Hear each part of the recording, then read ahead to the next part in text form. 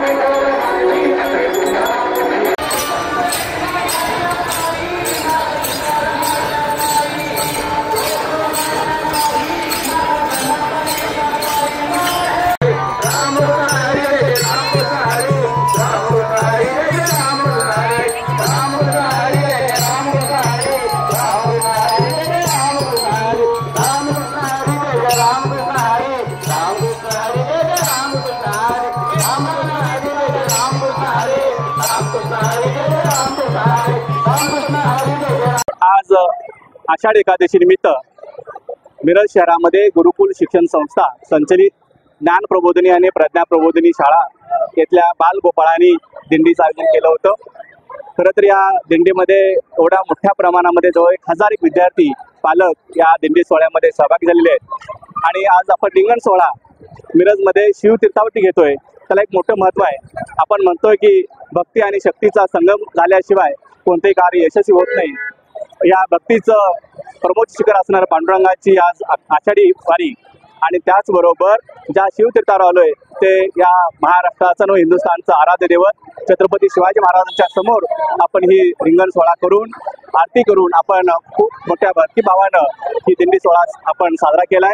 या दिंडी सोहळ्यामध्ये सहभागी झालेले माझ्या संत वेशातील बाल वारकरी असतील, बाल विद्यार्थी असतील, त्यांचा आणि पालकांचं मनापासून यांना मी त्यांचा आभार मानतोय की बालपणामध्ये जे संस्कार करायचे असतात ते संस्कार गुरुकुलच्या माध्यमातून आम्ही करण्याचा प्रयत्न करतो आणि तेवढ्याच प्रमाणात आमचे सर्व पालक, विद्यार्थी, शिक्षक आणि हितचिंतक यामध्ये आमच्यामध्ये सहभागी होतात। त्यामुळे मी पुन्हा एकदा आषाढी वारीनिमित्त या पांडुरंगांना मनोकामना अशी इच्छा व्यक्त करेन की सर्वांना सुखी, समाधानी आणि आरोग्यदायी जीवन दे। एवढीच या दिवशी मी पांडुरंगाच्या प्रार्थना करतो।